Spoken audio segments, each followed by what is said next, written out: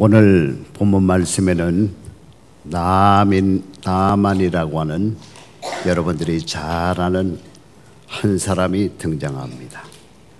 어느 나라 사람입니까? 1절 말씀 보니까 아람 사람이라고 기록이 되어져 있습니다. 아람. 오늘날로 말하면 어느 나라입니까? 요사이에 한창 내전이 일어나고 있는 시리아라고 하는 나라입니다. 몇 개월 전에 유엔 통계 자료를 보니까 이미 500만 명, 난민이 500만 명이 넘어섰어요. 그러니까 얼마나 많은 사람들이 자기 나라에서 일어난 내전을 피해서 바깥으로 도망 나왔는가, 그래서 난민이 되었는가를 알 수 있죠. 바로 그 나라. 지금도 시리아라고 하는 나라는 결코 작은 나라가 아닙니다. 그런데 이 성경이 쓰여질 2800년 전 당시 이 아람이라고 하는 나라는 대단히 강력하고 또 큰 나라였어요. 그 나라의 군대 장관, 오늘날로 말하면 국방장관이 바로 이 나만이라고 하는 사람입니다. 또 1절 끝부분을 보니까 한때 이 나만 장군이 나라를 구했던 적이 있었던 나라의 영웅이요. 그러니까 여러분, 나라의 영웅으로서 또 국방장관으로서 뭐 부러울 것이 없었던 사람입니다. 돈은 그건 말할 것도 없고요. 권력과 또 위치와 또 오늘 본문 말씀을 끝까지 읽어보게 되면 그에게는 많은 노예와 몸종이 있었던 그런 사람이었습니다. 그런데 영어 성경을 읽어보니까 1절 거의 끝부분에 가서 그런 단어가 나왔어요. 그런데 나만 장군이 모든 것을 다 가지고 있었던 사람인데, 그런데 그에게 문제 하나가 있었다는 거예요. 그 문제가 뭡니까? 거기 보니까 그는 나병 환자, 더 쉽게 말하면 문둥병자였더라, 그렇게 기록이 되어 있어요. 여러분, 문둥병자가 뭡니까? 문둥병자를 여러 번 보신 적이 있습니까? 저는 어렸을 때 한 2번 정도 문둥병자를 본 적이 있어요. 문둥병에 걸리게 되면 먼저 피부에서 진물이 나기 시작하고요, 고름이 나고요, 그러면서 얼굴이 문드러지고요, 그러면서 팔다리가 떨어져 나가고. 그래서 구약 성경을 보게 되면 구약 성경에 여러 가지 병들이 등장하고 있습니다만은 가장 심각하게 중병으로 취급했던 병이 바로 문둥병이라고 하는 병입니다. 이 나만 장군이 문둥병에 걸린 거예요. 그러니까 돈이 있으면 뭐하고 권력이 있으면 뭐합니까? 그런데 어느 날 이스라엘로부터 몸종으로 끌려온, 노예로 끌려온 어린 소녀 하나가 희한한 말을 하는 겁니다. 우리 주인이 우리나라에 가서 선지자 엘리사라고 하는 사람을 만나면 저 문둥병, 저건 문제가 되지 않는다는 거예요. 얼마든지 쉽게 고침을 받을 수 있을 거라는 얘기예요. 이 얘기를 누가 들었느냐? 오늘 본문 말씀 보면 나만 장군의 부인이 들었습니다. 부인의 남편 나만 장군에게 그 얘기를 했어요. 황당무계한 얘기입니다. 여러분, 성경에 보면은요, 황당무계한 얘기들이 너무나 많이 나오잖아요. 황당무계한 얘기요. 어떻게 선지자 엘리사를 만난다고 문둥병의 치료함을 받을 수 있습니까? 말도 안 되는 소리죠. 그런데 성령님이 역사하니까 그 얘기가, 들은 얘기가 계속 생각해서 맴도는 거예요. 그래서 5절 말씀을 보니까 어느 날 이 나만 장군이 왕 앞에 나가서 그 얘기를 합니다. 가고 싶다는 거죠. 한번 가서 만나고 싶다는 겁니다. 5절 말씀 보니까 아람 왕이 아주 흔쾌히 옥해했어요. 그것으로 끝나는 게 아닙니다. 아람 왕이 이스라엘 왕에게 아주 간곡하게 편지 한 장을 써줍니다.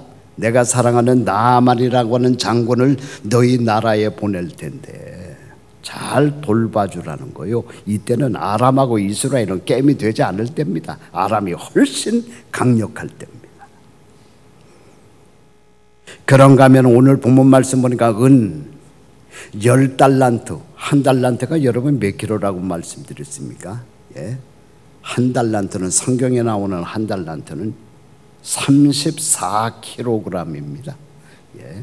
그러니까 10달란트니까 은 340kg을 왕이 준비해 주었고, 그런가 하면 금 6,000개, 하나의 무게가 얼마나 나가는지 모르겠습니다만은 금 6,000개를 또 준비해 주었고, 의복 좋은 것으로 10보를 마련해 내갖고 나만 장관에게 주는 거예요. 누구 갖다 주라는 얘기입니까?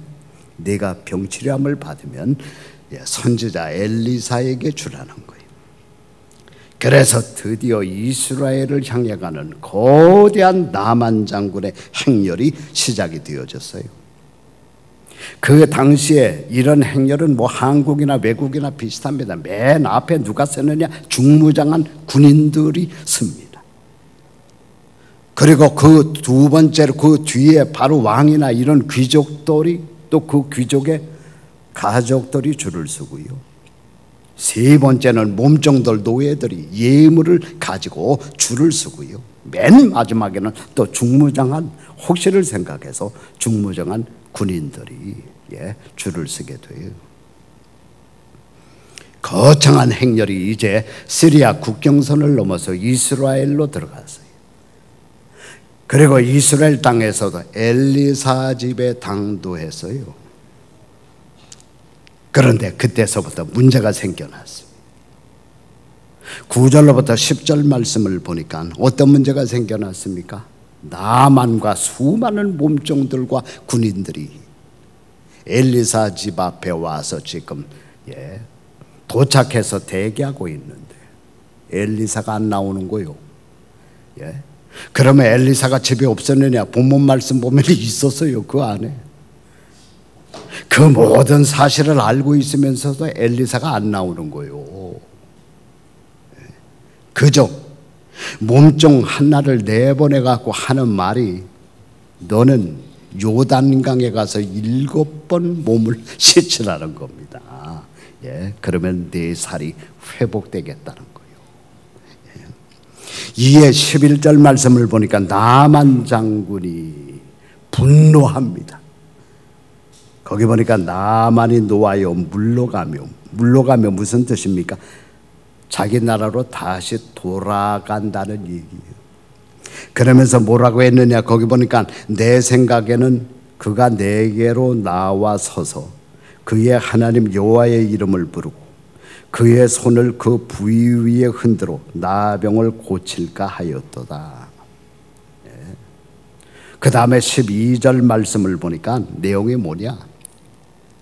내가 살고 있는 시리아 땅에도 요단강과 비교할 수 없는 좋은 강들이 많은데 내가 할 일이 없어서 이거 이스라엘까지 왔겠냐 이거요. 그러면서 거기 마지막 부분을 보니까 몸을 돌려 분노하여 떠나니, 다시 온 길로 돌아가는 거요. 자기 나라로 돌아가는 거요. 참 한심한 일이 벌어진 거요. 그래서 여기까지 말씀드린 이 말씀을 근거해서 한 가지만 여러분에게 말씀을 드리려고 합니다. 나만이 왜 이렇게 됐습니까? 나만이 왜 이렇게 어처구니 없는 일을 당하게 됐냐고요. 자기 목적을 잊어버렸기 때문에, 목적을 망각했기 때문에 이렇게 됐어요. 자, 여러분에게 한번 물어볼게요. 나만이 왜 이스라엘 땅에 왔습니까? 나만이 왜 엘리사의 집까지 찾아왔습니까? 그 목적이 뭐요?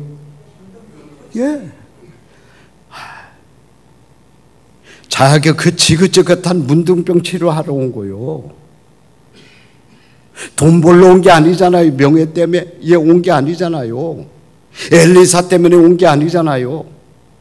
지긋지긋한 문둥병 치료함을 받기 위해서 왔다니까. 그게 목적이요. 그러면 문둥병 고치고 돌아가면 되는 거지. 엘리사가 나와서 보든 안 보든, 엘리사가 얼굴을 보이든 안 보이든, 엘리사가 장자방을 내보내든 심부름꾼을 내보내든 누구를 내보내든 무슨 상관입니까? 자기 병 고치고 돌아가면 되는 거지. 만약에 나만이 그 분노를 풀지 못하고 진짜 자기 나라 땅으로 돌아갔다고 하면 어떤 결과가 벌어지겠습니까? 누가 손해입니까? 100% 자기 손해지. 누구 속여낼 사람이 누가 있습니까? 그렇게 되면 절대적으로 문둥병은 고침을 못 받았을 거고요. 평생 동안 진물 흘리면서 고름 닦아내면서 그렇게 살다가 비참하게 죽었을 거요. 오늘날 적지 않은 교인들의 문제가 바로 여기에 있어요. 여러분 교회에 왜 나옵니까? 여러분이 교회에 나오는 목적이 뭐요? 두 가지 목적 때문에 나와요. 첫 번째는 교회에 나와서 죽을 때까지 하나님의 말씀을 듣고 구원받기 위해서 나오는 줄로 믿으시기를 바랍니다. 첫 번째 목적이 그거요. 죽을 때까지 나와서 말씀 듣고 믿음 변하지 않고 구원받기 위해서 나오는 거예요. 여러분 김일성이가 어린 시절에 교회를 나간 건 여러분 잘 알고 계시지. 몇 년 나갔는지 모르겠어요. 그러나 교회를 나갔던 거는 사실이요. 유년주일 학교를 다녔으니까.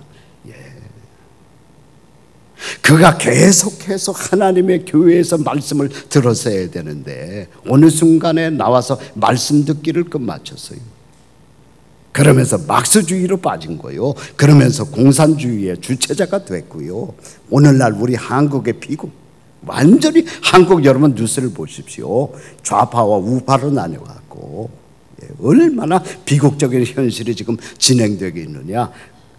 그 모든 발단이 사실 김일성으로부터 시작된 거거든요. 그러니까 여러분 하나님의 말씀은요 1개월만 듣지 않아도 내 심령이 흔들거려요. 1년 동안 안 들었다? 심령이 새까매집니다. 제 말을 믿으세요. 여러분 교회 왜 나오느냐? 죽을 때까지 하나님의 말씀을 듣고 믿음을 지키고 구원받기 위해서 나오는 줄로 여러분 믿으시기를 바랍니다. 그것이 첫 번째 목적이에요. 두 번째 목적이 뭐냐? 교회 생활하면서 조금씩이나마 하늘의 상을, 천국의 쌍을 쌓기 위해서 나오는 줄로 믿으시기를 바랍니다. 이것이 우리가 교회 나오는 두 가지 목적이에요.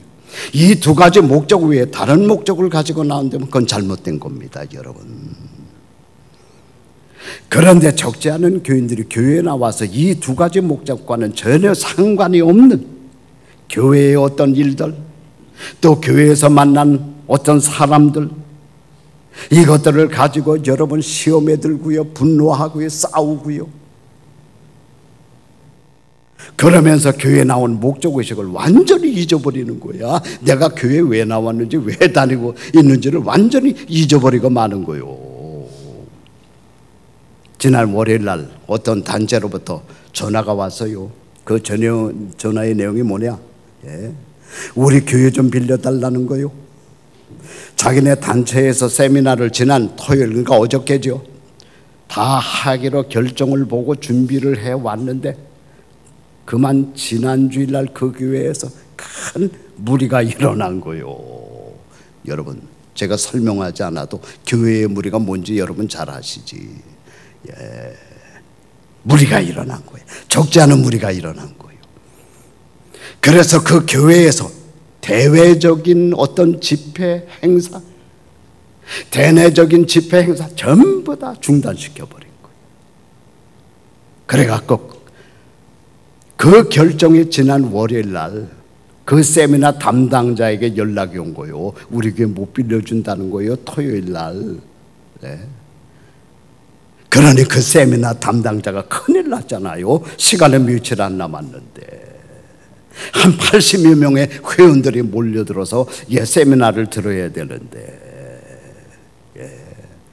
큰일 났잖아요. 그러니까 급하게 전화가 온 거예요. 우리 교회 좀 빌려달라는 거예요. 그래서 저 옆에 있는 소송전을 빌려줬다니까요. 제가 그 광경을 지켜보면서 얼마나 가슴이 안타까운지. 왜? 그 80여 명의 회원 가운데 적지 않은 사람들이 교회 안 다니는 사람이요, 예수 믿지 않는 사람들이요, 그분들에게 그 담당자가 전화 걸어서 장소가 바뀐 이유를 설명할 때 생각을 해봐. 예수 안 믿는 사람들이 어떻게 생각하겠냐고, 교회를 어떻게 보겠냐고요, 여러분. 예. 얼마 전에 어떤 다른 교회 중책자로부터 전화가 와서 식사를 하자고. 그래서 제 저랑 나갔어요. 예. 그랬더니 그분 하시는 말씀이 자기가 다니고 있는 교회에 지금 큰 분란이 일어났는데요. 그렇게 되니까 목사님의 설교를 들어도 은혜가 되지를 않고요. 교회에서 일하고 싶은 생각도 들지가 않고, 어쩔 수 없이 교회에서 맡은 직분이 있기 때문에 일을 하는데 일을 해도 기쁨이 없다는 거예요. 보람이 없고. 여러분, 그렇게 일하면 하늘나라의 상이 쌓이질 않습니다. 제가 말씀드렸지, 고린도전서 3장 말씀을 바탕으로 말씀을 드렸잖아요. 예. 집이나 나무나 풀로 상을 쌓아봐야 그거는 나중에 인정을 못 받는다고 그랬잖아. 기쁜 마음으로, 겸손한 마음으로, 사랑의 마음으로 하나님의 일을 할 때 그것이 하나둘씩 차곡이 하늘나라의 상으로 쌓이는 거지요. 기쁨 없이. 예. 또 시기의 마음으로 싸우면서 일을 해봐야 그건 하늘나라 상이 쌓이질 않는다니까. 그분이 그 말씀하는 거예요. 일을 해도 기쁨이 없다는 거야. 보람이 없고 일할 기분도 나지 않고. 그래서 교회를 옮겨야 되겠는데 우리 교회로 옮기고 싶다 이거요. 그래서 내가 잘 기도해보고 결정하시라고 말씀을 드렸어요. 박정희 대통령 시절에 차지철이라고 하는 경호실장이 있었어요. 우리 용산 중학교 출신입니다. 제 대선배가 되기 때문에 간혹가다 그분의 기록을 제가 빠지지 않고 읽어본 적이 많아요. 장단점이 많으신 분입니다. 그분의 처남이 지금 여기서 목회하고 계시죠. 윤세용 목사님, 기독교 방송 책임자인 윤세용 목사님이 그 차지철 씨의 처남입니다. 그러니까 옛날서부터 부인 집안이나 그 차지철 씨나 믿음의 집안이요. 어느 날 비장한 결심을 하고 상관으로 모시는 박정희 대통령에게 전도를 합니다. 대통령과 교회를 나가심이 어떻겠습니까? 참 하기 힘든 말을 마음속으로 비장한 결심을 가지고 어느 날 얘기를 했다니까요. 그랬더니 박정희 대통령이 뭐라고 그랬다고요? 저보다 여러분들이 잘 알지. 뭐라고요? 이 사람들아, 교회에서 싸우지나 말어. 그 말 한마디로 전도 끝.